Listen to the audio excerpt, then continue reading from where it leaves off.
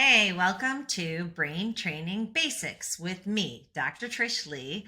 I'm a cognitive neuroscientist and a sex addiction recovery coach. So, welcome. In this video, which I'm going old school, I'm going OG videos here with PowerPoint slides and images. And the reason being is I want to walk you through brain training with the Muse headband.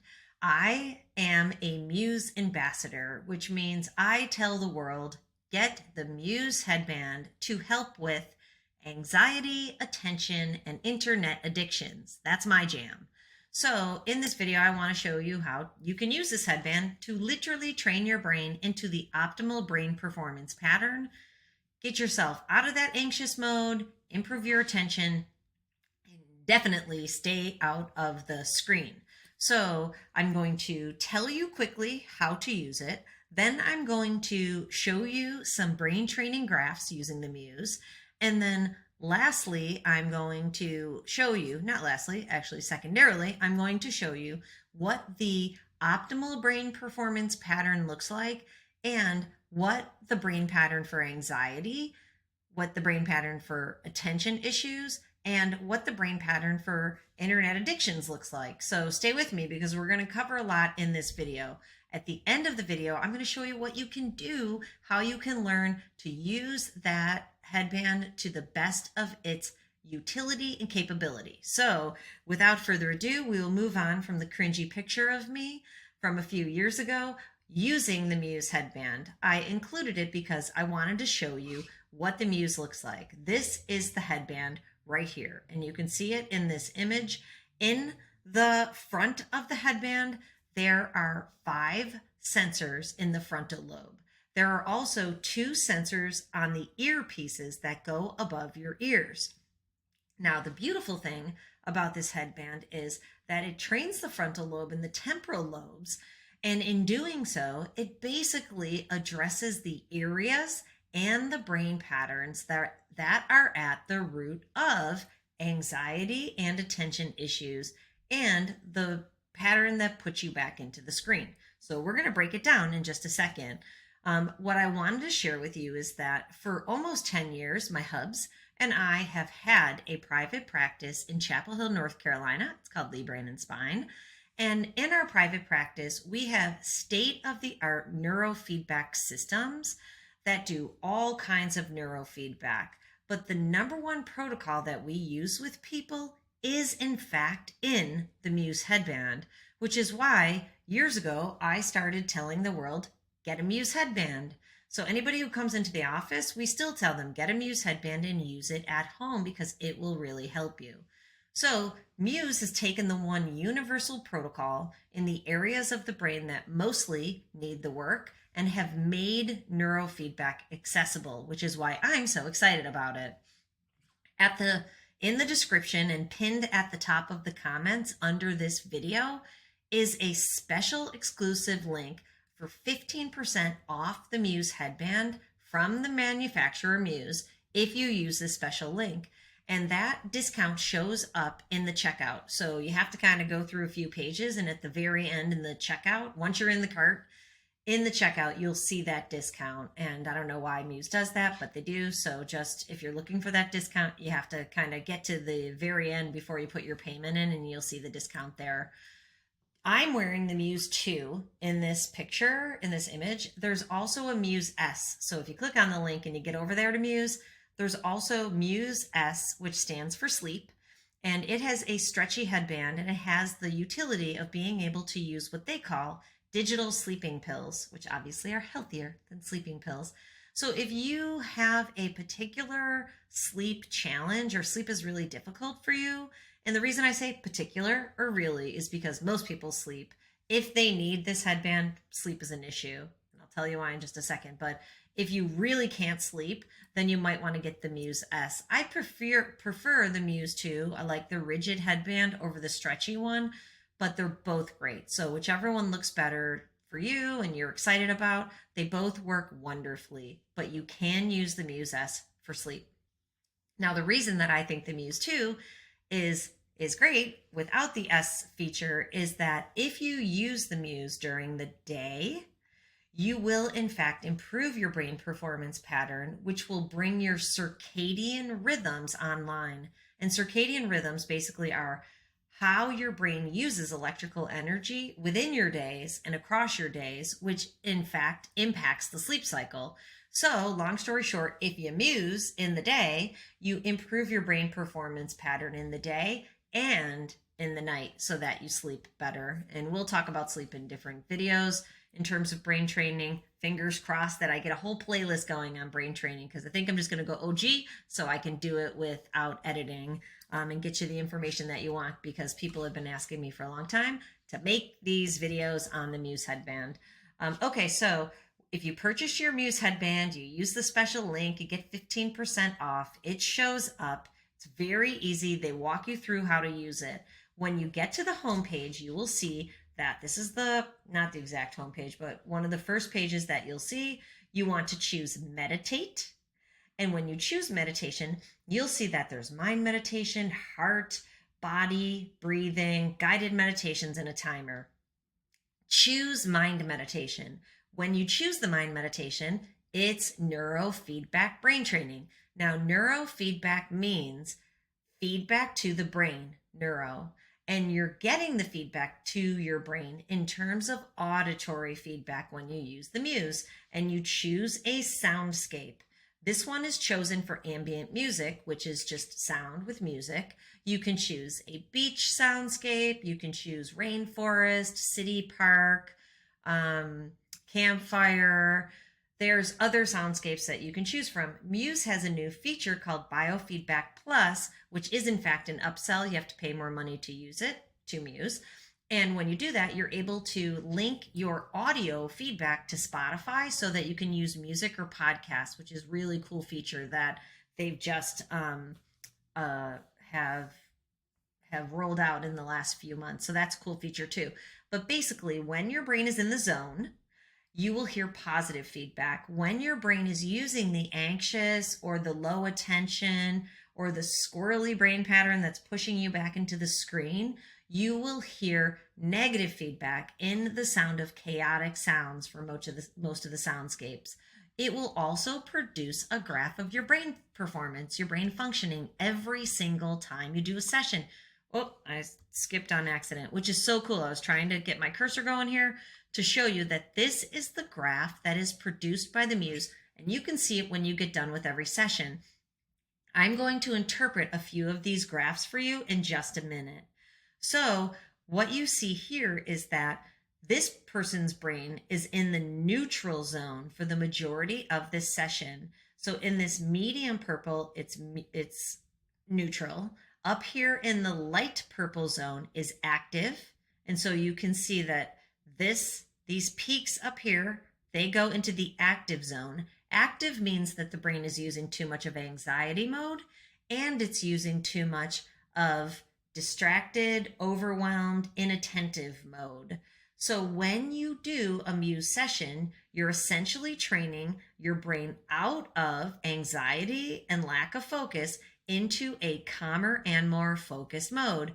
And down here in the dark purple is the calm focus mode. So this is the way that it works. When your brain goes active, we want to bring it back into the calm, and you will earn points based upon how well you're able to do that. If you earn a recovery, it means your brain went into the active zone and then you got it into the calm zone. Up and down, push-ups for the brain. And you can see in this session, the brain achieves 16 recoveries. Your brain will achieve birds if you get very low into the calm zone. In this session, there's 0 birds. But the better your session is, you will achieve a percentage of calm, which I will show you in a minute, and you will achieve more Muse points. So choose the mind meditation. This session is a 5-minute session. Choose 5 minutes first. Neuroscience shows that within 3 minutes, your brain achieves a brain reset. And that's what we're going for. 3 minutes can be pretty short for most people. So start with 5, and you want to see a downward trend. If 5 feels too long, back it up to 3 and work up to 5, getting a downward trend with a higher percentage of calm. Okay, so before we keep going and I show you some of those graphs, I want to show you what the optimal brain performance pattern looks like on EEG. It's called QEEG, quantitative electroencephalogram. It's the way that I can measure how a person's brain is performing. I'm able to perform a brain assessment like this with anybody all over the world. So if you sign up for my home neurofeedback coaching program, you have the ability to add the brain performance assessment to it.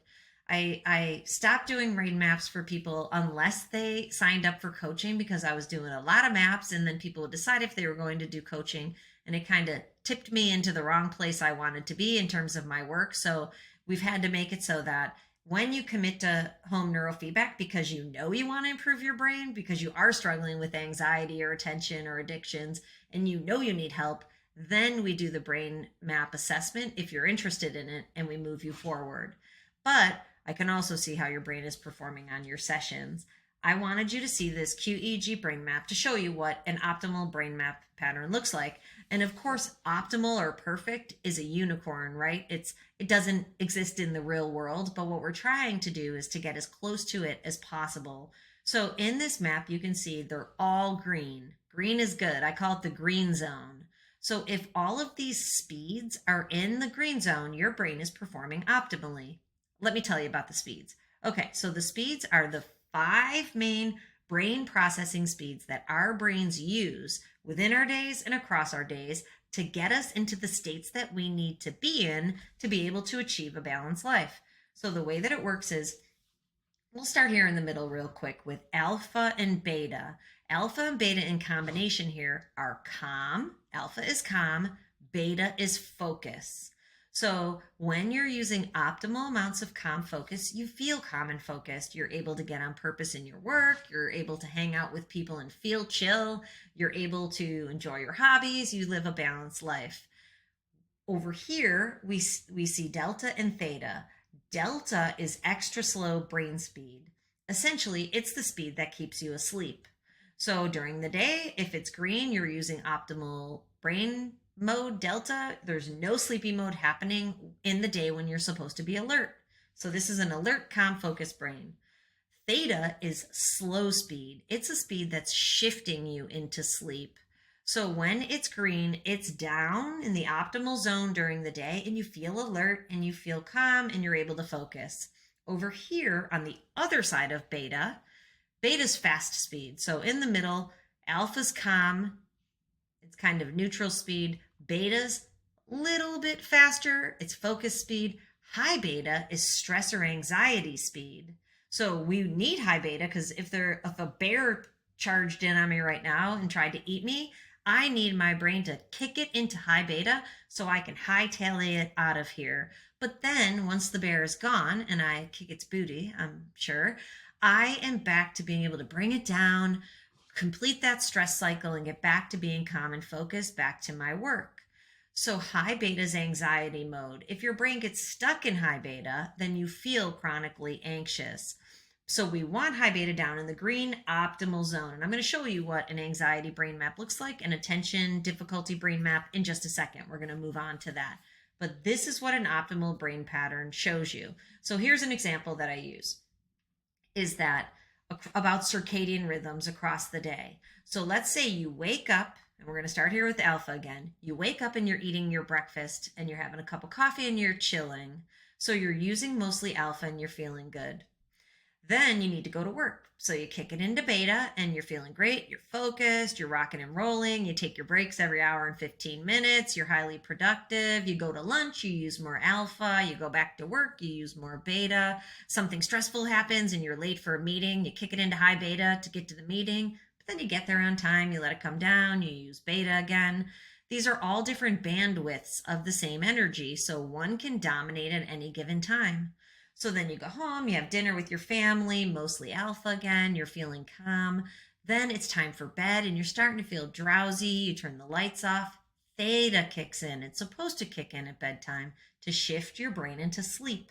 Then when you get in bed, delta increases and it keeps you asleep for 8 glorious hours. And you wake up the next day feeling refreshed and you go at it again, and your brain can cycle through that circadian rhythm. But if you have anxiety, you're stuck in high beta. If If you have attention difficulties, you're stuck in theta. Your brain's running too slow, and we'll look at that. So let's go on to the next slide, and we'll look at the difference between an anxiety brain map, this top one, attention difficulty brain map, this bottom one, and these two together basically make the brain pattern that pushes a person back into the screen for internet addictions. So let's break it down first. So you can see in the anxiety brain map that the slow and the medium speeds are in the optimal zone. High beta, that anxiety mode, is red and yellow, which means that it's 3 or more levels too high. This is a brain that's stuck in anxiety mode. For this brain to feel better, we have to train high beta down and get it back into the green zone so that you can feel calm and focused.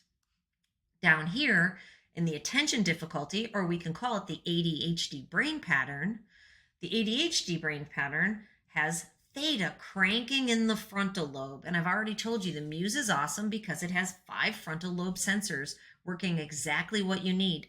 2 temporal lobe sensors to cover these areas over the ears that get into the reward center.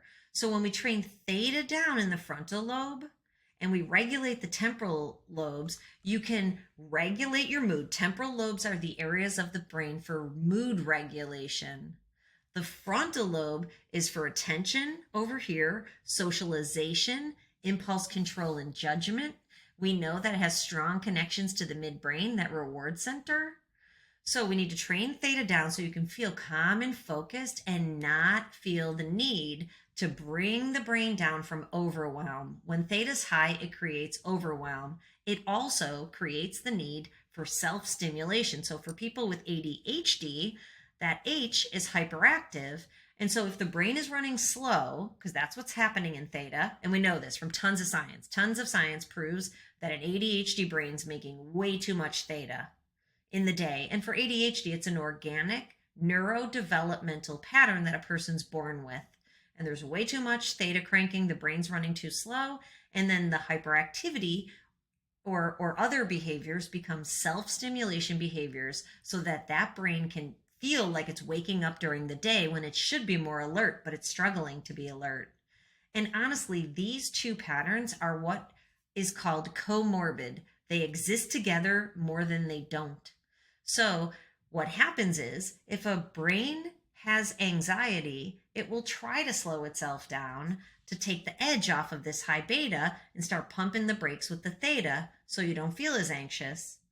If a brain's born with too much theta, it will crank up that high beta and have internal self-stimulation. So these patterns are comorbid and coexist more than they don't. So this is what happens. If you get sucked into an internet addiction habit, your brain likely was operating in one of these modes in the first place, but by going back into the screen, you're creating what I call a wired and tired brain pattern. Actually, I got that from a colleague. She wrote a book on electronic screen syndrome, and she calls it wired and tired. Wired meaning your brain uses more high beta because that's what the screen creates.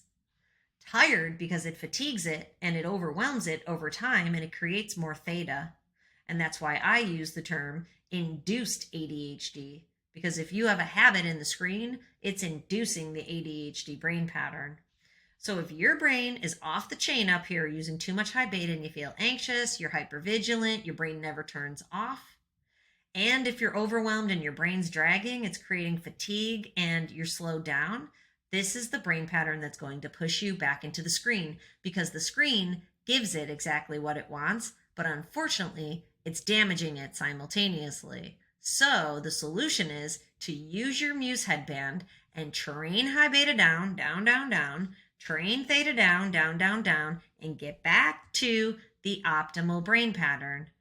And if you grew up with an internet addiction habit, what happens is your brain may have never had the optimal brain pattern because you developed the brain pattern that I showed on the last screen.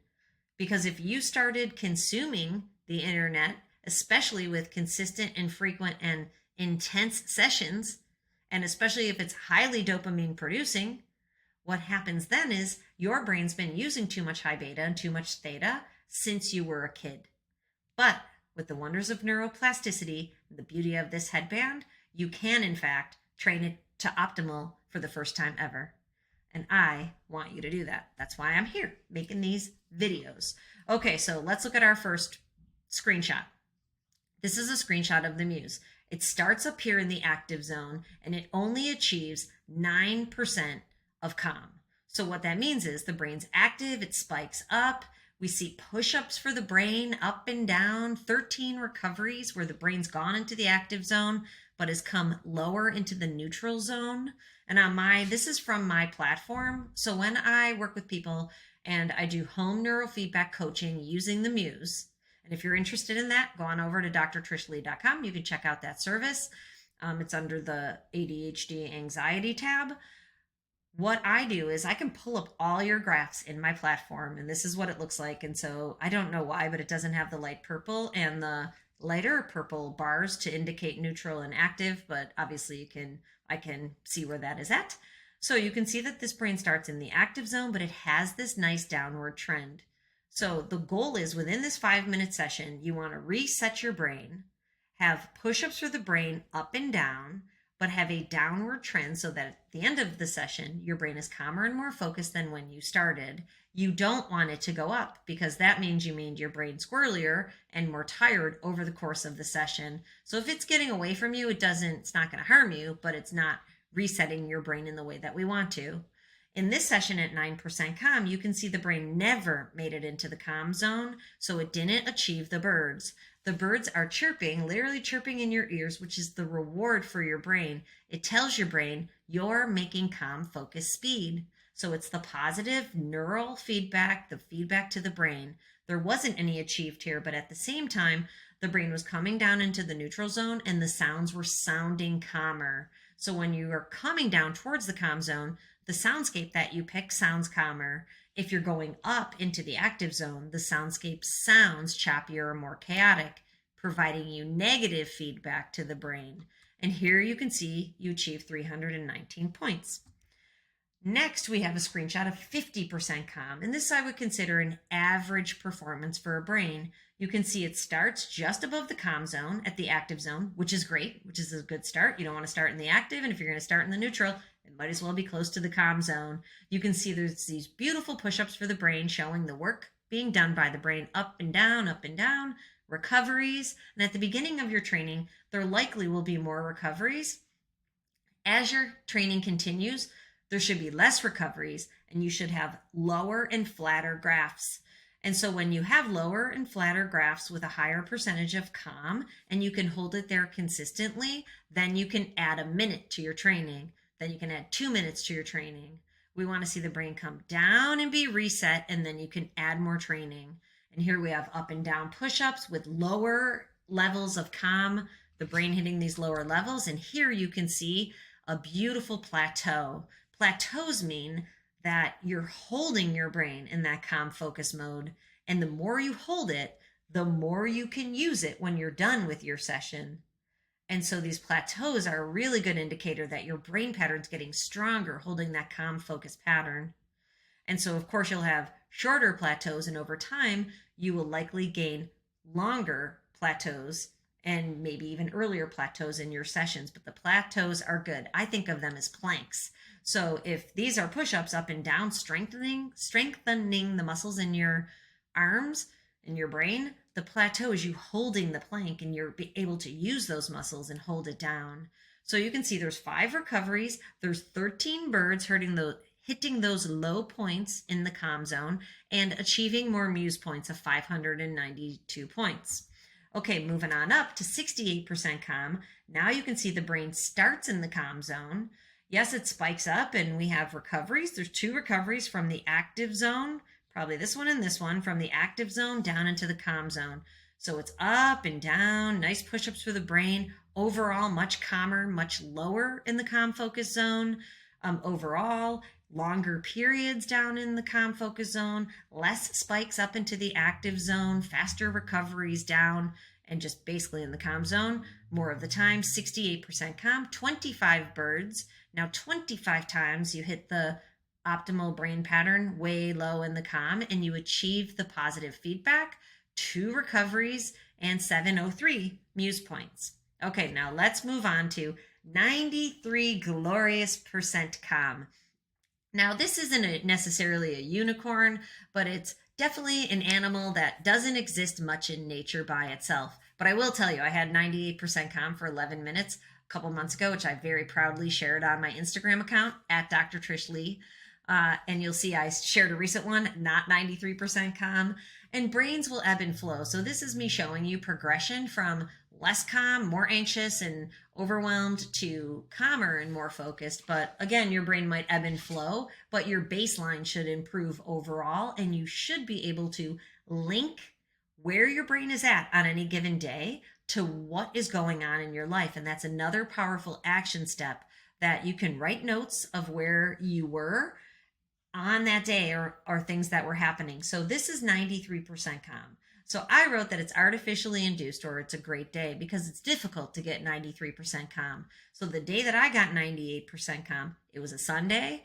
I had eaten clean the entire week, just salads and grilled chicken, basically. I ate nothing bad for me, no sugar. I didn't drink alcohol at all. I meditated every day. I did cardio every day. I weight trained every day. And most weeks I do it some days, but not every day. I was in the zone. I got up early. I did my morning routine. I did my evening routine. I was in bed early every day. So I was doing all the right stuff for my brain. And honestly, in that 98% calm session, I was in the middle of my living room. My kids were walking around. The TV was on. My husband was talking to me. It was amazing. It was awesome to be able to hold my brain in that mode because I had gotten it to such a good place.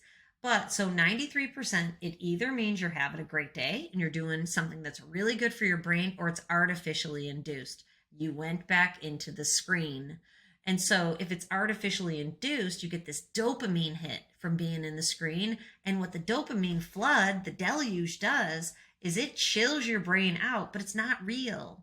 It's induced, and you don't want to induce this state because if you induce it too often, you're frying out your frontal lobe and the reward center in your brain. That's what happens. So you can see it's just deep in the calm zone the whole time. And there's 50 birds. There's no recoveries. It never comes out of the calm zone. So I've had lots of experiences where I'll get on a call with someone and I'll say, whoa, 93%. That's either a great day or it's artificially induced. And, my client will go, artificially induced.